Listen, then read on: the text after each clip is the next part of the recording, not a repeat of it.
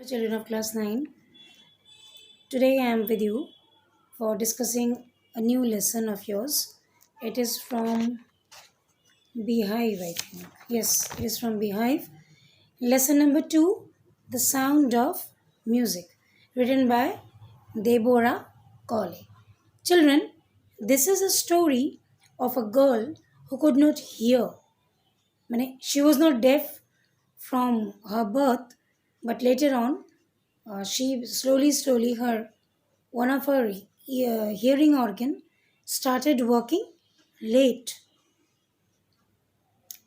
আস্তে আস্তে কানে শোনা ওর নষ্ট হয়ে গেল। 8 বছর বয়সের পর থেকে ও কানে শুনতে পেত না। Okay, so let us see what the summary is telling. Evelyn Glennie হচ্ছে the main character of the story, is a multi-percussionist. She can play about 1000 instruments with perfection. Multi-percussionist মানে অনেকগুলো, percussionist মানে the person who can play instruments. ঠিক আছে, যে instruments বাজাতে পারে।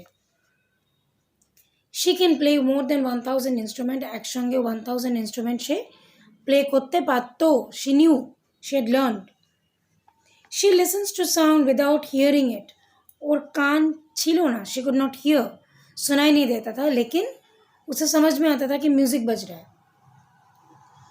Evelyn fought against her physical disability. We are all physically fit क्योंकि हमारे सारे organs normally काम कर रहे हैं। तुम लोग कह सकते हो ma'am your eyes are weak, so you are physically disabled. Apparently, but otherwise our all organs are working nice, so we are physically fit.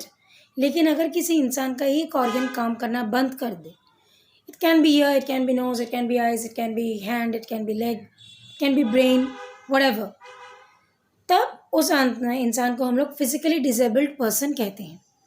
ठीक है, and became a source of inspiration for thousands of disabled person. क्योंकि she was not physically able to do everything, she was not having a normal life, इसीलिए excuse me, जो लोग थे जिनका एक एक ऑर्गन काम नहीं करता था, they use to get energy कि if she can do then why not I, they use to get the strength. She was profoundly deaf. She was 11 years of age when it was discovered that she had a problem with the sense of hearing. 11 साल की उम्र में पता चला कि उसे सुनने में तकलीफ होती है. The deterioration means fall from a specific stage. কোনো একটা জায়গা থেকে fall করা, নষ্ট হয়ে যাওয়া, started ruining, you can say. Deterioration, ruining, ruining, ruining, बर्बाद होना, destroy होना, started when she was about 8 years old. Till 8 she was perfect. 8 साल तक उसे कोई प्रॉब्लम नहीं थी. 8 साल के बाद से उसे धीरे धीरे कानों में तकलीफ होने लगी. She could not hear nicely. And 11 साल की उम्र में she became completely, it could be understood that she is having a problem in hearing. She wanted to pursue a career in music, but her teachers discouraged her. Pursue, सामने जाना, आगे बढ़ जाना, to move forward. उसने सोचा था कि वो म्यूज़िक लेकर बहुत आगे जाएगी, बहुत ज़्यादा तरक्की करेगी, कैरियर तैयार करेगी, लेकिन उसके टीचर्स ने उसे डिमोरलाइज कर दिया. टीचर ने कहा कि तुम्हें सुनाई नहीं देता है तो तुम म्यूज़िक कैसे बजाओगी. It was Ron Forbes who recognized her potential and supported her in achieving her goal. लेकिन रॉन फोर्ब्स ने उन्हें कहा कि I will support you, I will give you the strength, you will go forward. He advised her not to listen through any ears, but try to sense and feel it in some other way. उन्होंने कहा कि सुनो मत, music के vibration को feel करो. जब तुम लोगों को पता रहेगा कि कोई म्यूजिक बजता है, हारमोनियम हो या तबला हो, there is a vibration of sound. अगर वो वाइब्रेशन आप फॉलो करो तो you can understand in which rhythm the music is going on. She felt vibrations of higher drum from the waist above and lower drum from the waist down. कमर के ऊपर से higher drum को feel करती थी वो, और कमर के नीचे से लोएस्ट ड्रम को फील करती थी, मतलब छोटे छोटे जो कॉन्गो बोंगो.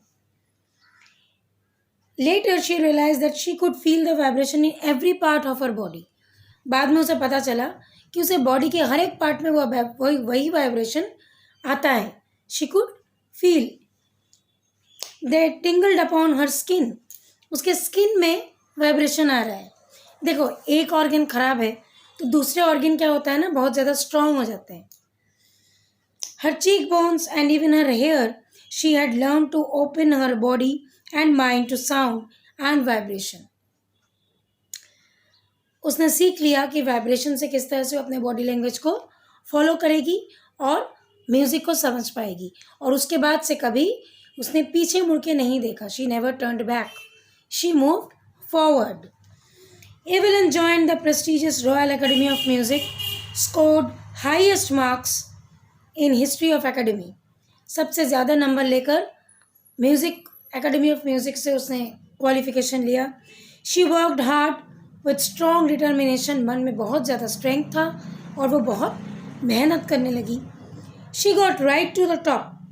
और यही करते करते she became the topper.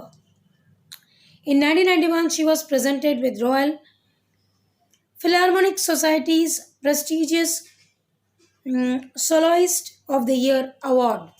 उसको साल का बेहतरीन म्यूजिशियन का अवार्ड दिया गया, जो सबसे ज़्यादा म्यूज़िक बजा सकता है, कर सकता है. 1991 में, बहुत ज़्यादा दिन पुरानी बात नहीं है. 1991 में. Apart from the regular concert, Evelyn gave free concert in prisons and hospital. देखो, because she could not feel and she was deprived. समाज में उसको वो अहमियत पहले किसी ने नहीं दी, इसीलिए वो चाहती थी कि हर एक इंसान में म्यूज़िक जाए, क्योंकि म्यूज़िक एक ऐसा चार्म है जो इंसान को जीना सिखाता है, सच्चाई के रास्ते पर चलना सिखाता है, शरीर में एक अलग सा स्ट्रेंथ आता है. वो प्रिजन में, मतलब जेल में, कारखानों में वो जाकर म्यूज़िकल कंसर्ट करने लगी, अलग अलग म्यूज़िक बजाने लगी, जिससे कि लोगों को म्यूज़िक के प्रति लोगों की रुचि बढ़े. They start loving the music. She was an inspiration of deaf children. बधिर बच्चों के लिए वो बहुत ज़्यादा इंस्पायर्ड थी. इंस्पिरेशन मतलब जिसको देखकर इंसान को काम करने की उम्मीद लगे. She accomplished more than most people twice her age. उसकी उम्र से ट्वाइस हर एज, दुगने उम्र के इंसान को भी उसने म्यूज़िक सुनाया और इंस्पायर किया. She has been conferred for with many award. बहुत सारे अवार्ड्स भी मिले उसे.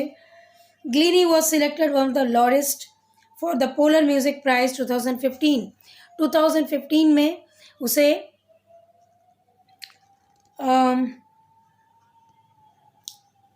पोलर म्यूज़िक प्राइज़ के लिए नॉमिनेट किया गया. She kept herself busy in performing. उसने अपने आप को हमेशा उन लोगों के लिए बिजी रखा जो लोगों का एक ऑर्गन काम नहीं करता है, who are physically disabled.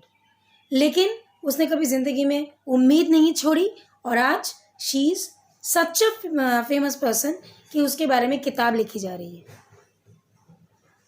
I hope you have understood the lesson. This is a very nice story. वैसे वेरी इंस्पायरिंग.